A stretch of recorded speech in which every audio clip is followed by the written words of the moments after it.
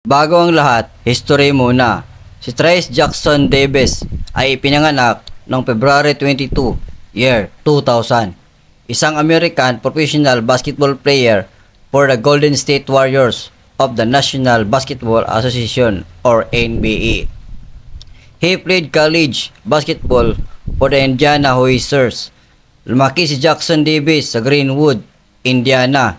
May kamalasan itong si Jackson Davis kasi nung siya ay 4 na taong gulang pa lang ay nadali ang kanyang skull sa isang aksidente sa bahay na may isang banda na nagkaroon ng riot. Ang operasyon ay nag-iwan sa kanya ng galos sa itaas ng magkabilang tainga. Nung siya ay 6 na taong gulang pa lang, na-aksidente na naman siya sa isang golf club. Nabali ang kanyang cheekbone at eye socket. Nangangailangan ng paglalagay ng isang titanium screw. He attended Center Grove High School in Greenwood as a junior in 2017-2018.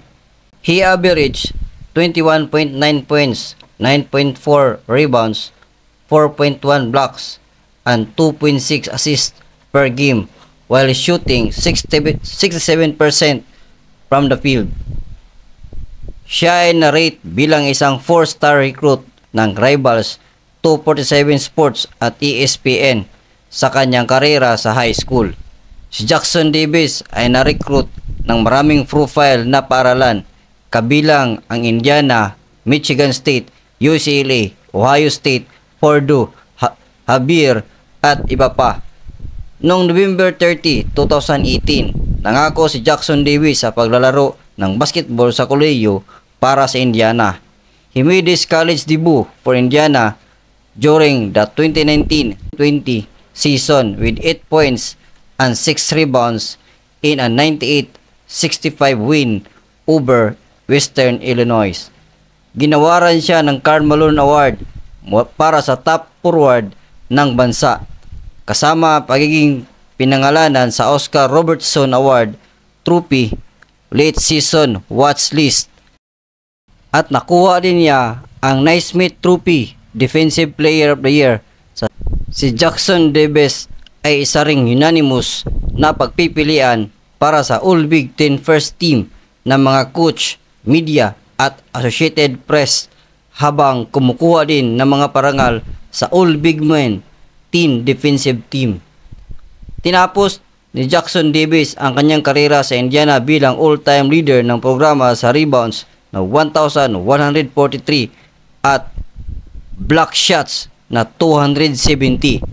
Pangatlo sa all-time scoring list na 2,258 at pangatlo sa double-doubles. Si Jackson Davis was drafted 57th overall by the Golden State Warriors in the second round in the 2023 NBA draft. The pick was initially held by the Washington Wizards, who traded the rights to Jackson Davis for cash consideration on draft night. Gumawa siya ng regular season debut laban sa Sacramento Kings noong October 27, 2023, kung saan naglaro lang siya ng 5 minuto at nagtala ng isang rebound.